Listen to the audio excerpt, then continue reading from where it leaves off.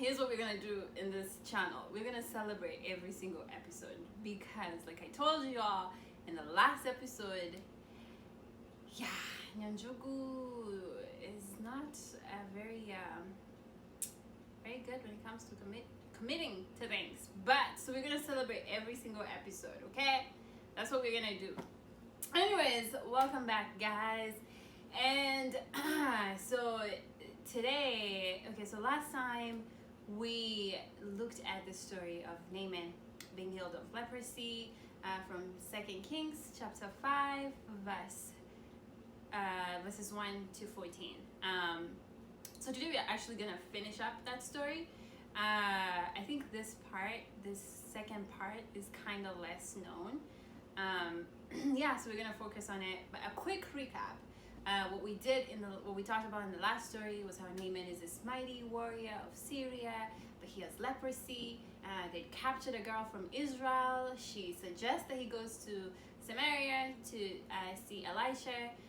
He goes. Elisha tells him to go dip in the Jordan River, and Naaman's like, "Listen, in Syria we got all these cool rivers. Why? I don't know why I just gave Naaman a girl's attitude." But anyways, Naaman is offended, but his servants, tell him, just do it.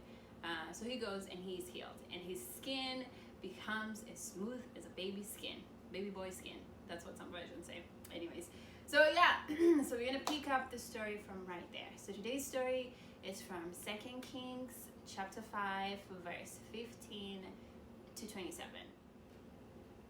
Naaman and his entire company went back to the man of God, Elisha, and they stood before him, and Naaman declared, "Behold, I know there is no other God in all the earth but in Israel. Therefore, please accept a gift from your servant." But Elisha replied, "As surely as the Lord lives, whom I serve, I will not accept any gift." Naaman urged him to accept the gift, but Elisha refused. So Naaman responded, "If not, please let your servant be given as much soil as a pair of mules can carry, for your servant will no longer offer a burnt offering or sacrifice to any other god but the Lord. However, may the Lord pardon me in this one thing. When my master, the king, goes into the temple of the god Ramon to worship there and leans on my arm, may the Lord pardon me when I bow down to." "Go in peace," Elisha told him. When Naaman had traveled only a short distance from Elisha, Gehazi, Elisha's servant, thought,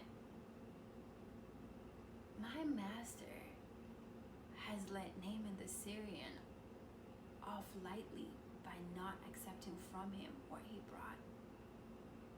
As surely as the Lord lives, I will run after Naaman and get something from him." So Gehazi followed Naaman. When Naaman saw that someone was running after him, he got off the chariot and went to meet him and asked, "Is everything all right?"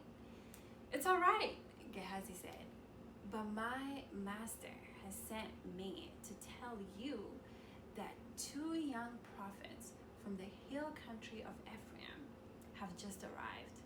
Please give them 34 kilograms of silver and 2 sets of clothing. By all means, take twice as much silver." So Naaman gave him 2 sets of clothing, tied up the money in 2 bags, and sent 2 of his servants to carry the gifts for Gehazi. When Gehazi got to the hill, he took the gifts from the servants and sent the men back.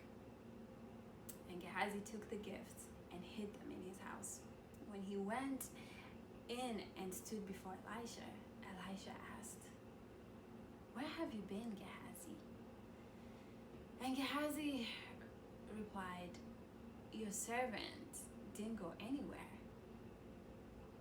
But Elisha asked him,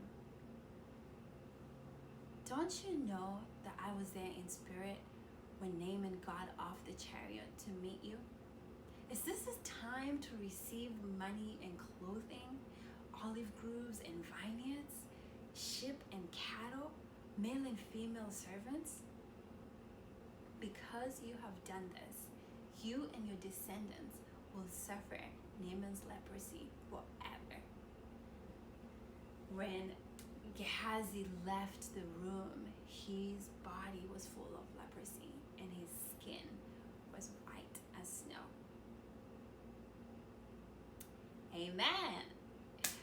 There you go, guys. That's today's story. Thanks for tuning in, and see you next time for another story. It just might be Kikuyu.